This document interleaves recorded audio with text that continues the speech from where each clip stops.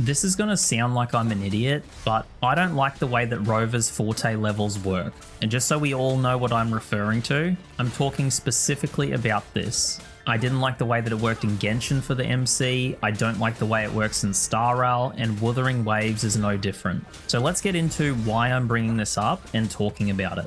The only main character in Genshin, Star Rail, or Wuthering Waves that I've ever wanted to level has been the Harmony Trailblazer, since there isn't another character in Star Rail that can do what they do right now. However, I imagine they will eventually release one, since Trailblazer will eventually get another path, and if that future path's kit is good and you want to use them, Firefly will be stripped of her most valuable teammate, and that nearly bricks her whole team. So one of two things is going to happen in future. Either another Trailblazer will be released without a replacement for Harmony Trailblazer, and if you ever want to use that new path, Firefly's team will be bricked. Or they'll release a new unit that does exactly what Harmony Trailblazer does and make all of those resources you spent on Harmony MC feel wasted after that new permanent unit is built. That's really not great when it feels like I'm burning a bunch of resources on a character I'm likely to replace and then never use again once a more permanent team member comes out. Now, these characters that can switch types do already get to keep their level when switching. They can typically use a weapon that's already been leveled, same goes for the gear or echoes. They already have some benefits. So why do I believe characters like Rover deserve more special treatment? In Rover's case, I can't help but think why I would build Spectro Rover when I would rather use Havoc, and Spectro Rover's kit is kind of average, not only compared to Havoc Rover, but the other characters in the game as well. So you're already likely to regret building Spectro Rover. But what if a new, stronger Rover comes out, like Electro, and now I would rather use Electro instead of Havoc? I might start to regret building and spending resources on Havoc as well. At this point, I imagine some people are saying something along the lines of, but you can still switch between Havoc and Spectro and use either one. You're not locked into using one element. And in a way, that in itself is the crux of the problem. So let me explain.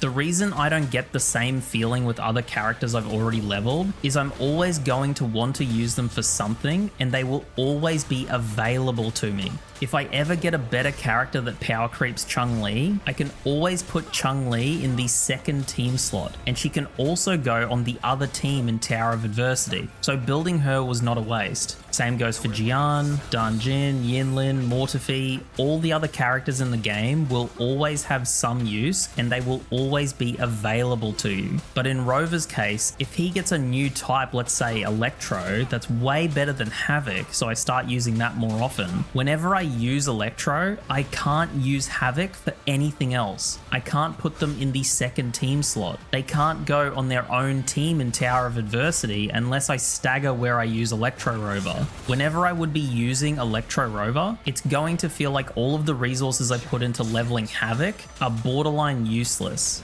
Rover, Traveler, Trailblazer, March 7th, they all have the same problem that you can only use one of their kits at a time, and each kit's skills need to be leveled individually. This problem or viewpoint really only exists for Spectro Rover right now, since, like I said, his kit is very average, so it's really not worth building. But if he gets more types in future that are way better than Havoc Rover, it might feel like a waste of resources to have leveled Havoc as well. However, the only reason this is a problem to start with is he's competing for the same resources that every other character wants. Forte Ascension materials, material drops from mobs, weekly boss materials, shell credits. These are the things I have a problem with because it is insanely expensive to level a character's Forte fully.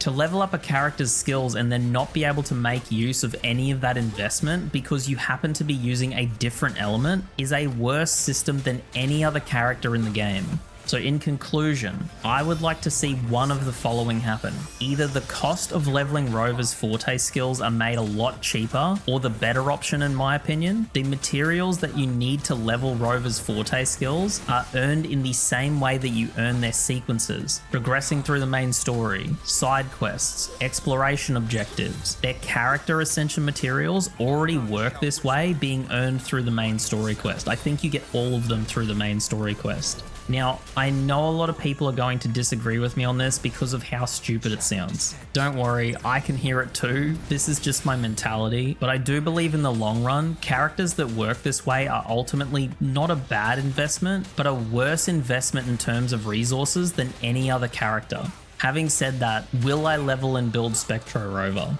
I haven't decided yet, but I think ultimately I will, since I like the idea of having the story's main character soloing the bosses in the game, but I doubt it's going to feel like it's not an absolute waste of wave plates. I do hope eventually this gets changed though, so it incentivizes players to build all of Rover's elements and never makes investing into them feel like it's a waste down the line.